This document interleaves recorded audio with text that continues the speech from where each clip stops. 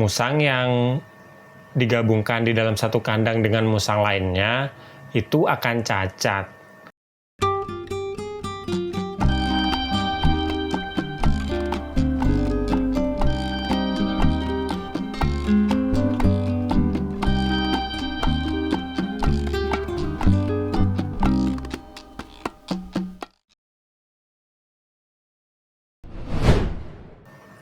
Halo, jumpa lagi dengan saya Diko di Sawan Sayangi Hewan.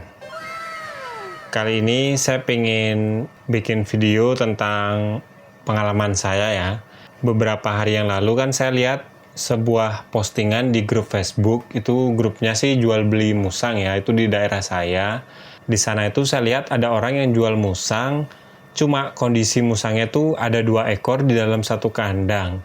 Dan kondisi musangnya tuh beneran parah banget sih menurut saya, karena hampir bulunya itu ada yang compel-compel, luka gitu, dan ekornya itu kayak ekor tikus, nggak ada bulunya sama sekali dan kayak kepotong gitu.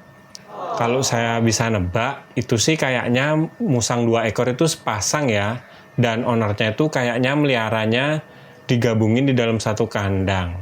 Karena hal itu, saya hari ini pengen bikin video tentang bahayanya menggabungkan lebih dari satu musang di dalam kandang.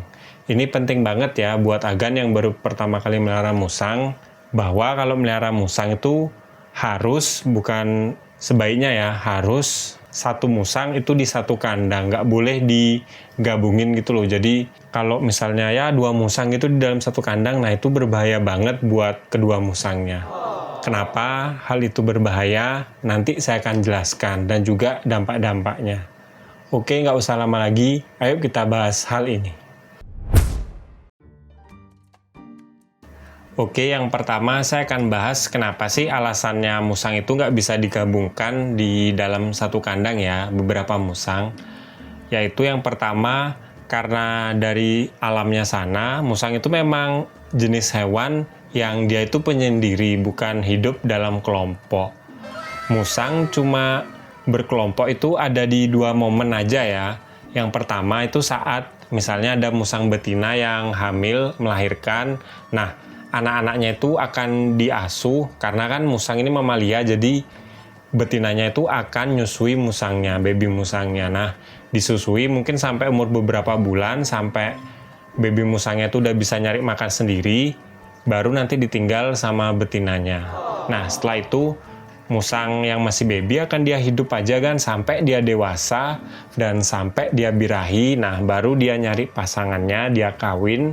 Ya, setelah beberapa hari kawin, setelah itu dia pisah lagi. Nah, begitu selanjutnya sampai musang betina lahir lagi. Jadi, sepanjang hidupnya musang pandan itu biasanya memang di alam sendiri sih. Dia bukan hewan yang bersosial atau berkelompok. Nah, karena hal itu menggabungkan beberapa musang di dalam satu kandang itu sangat tidak dianjurkan, karena itu bisa berbahaya buat musangnya dan bisa memberi dampak yang buruk pada musang. Nah, kali ini saya punya 5 dampak buruk menggabungkan lebih dari satu musang di dalam satu kandang ya. Yang pertama adalah musang akan menjadi luka. Kenapa luka? Karena beberapa musang di dalam satu kandang, dia akan secara alami itu saling menggigit, saling mencakar, dan juga saling menginjak. Karena memang dia pada dasarnya bukan hewan yang suka bersosialisasi ya.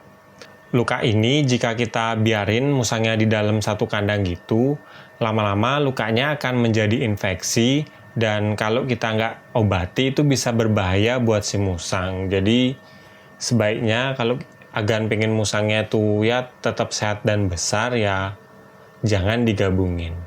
Yang kedua adalah musang menjadi agresif. Karena musang yang di dalam satu kandang itu ada banyak, dia kan pasti akan saling bertengkar, dan bertengkar itu akan membuat emosi musang itu menjadi galak gitu loh. Jadi misalkan pun kita sebagai ownernya pengen menghandle beberapa musang di dalam satu kandang gitu, nah karena musangnya udah agresif dan stres, pas kita deketin dia akan menjadi galak.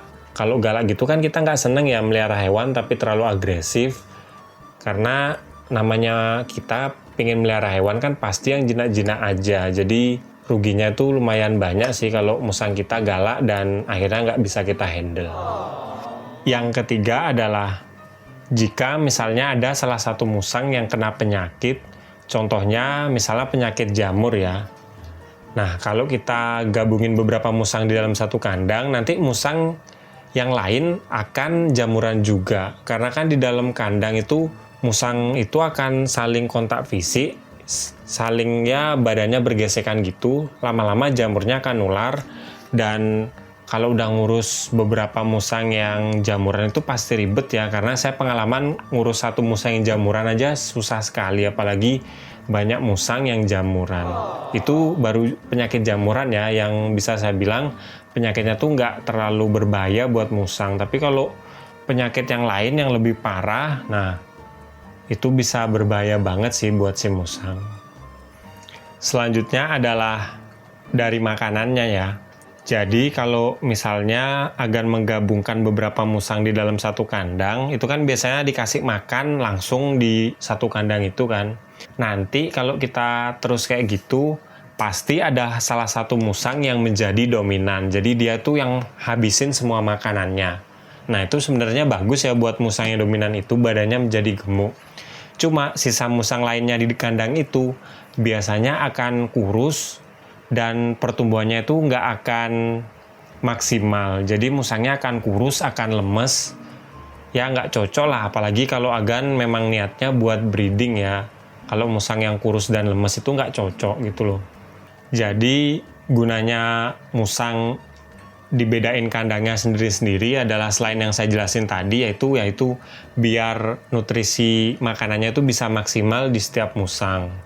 Dan kalau misalnya musangnya ada apa-apa, kita bisa pisahkan dulu, jadi lebih aman buat musang lainnya yang masih sehat. Lanjut yang kelima, ini adalah dampak yang menurut saya sih paling menyeramkan ya buat musang, yaitu musang yang digabungkan di dalam satu kandang dengan musang lainnya, itu akan cacat.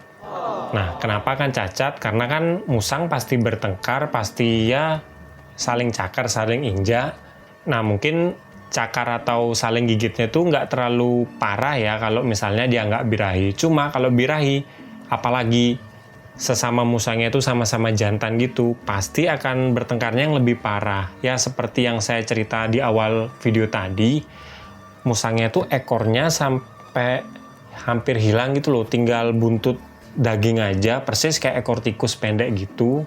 Dan bahkan saya juga lihat bagian hidungnya tuh kayak codet, lukanya tuh terlalu dalam jadi codet. Nah itu saya yakin kalau udah kering, luka di hidungnya tuh nggak mungkin sempurna kayak musang normal masih sehat gitulah.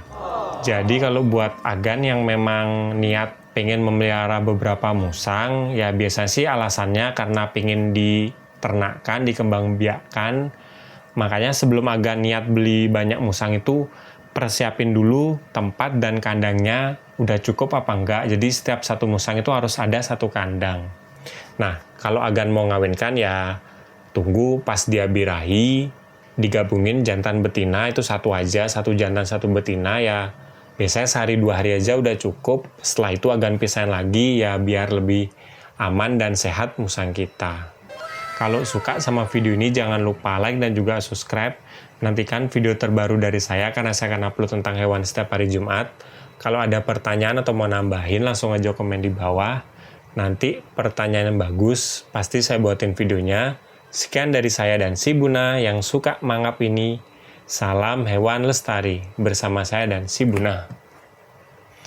Dia barusan gigit saya kan, keras banget.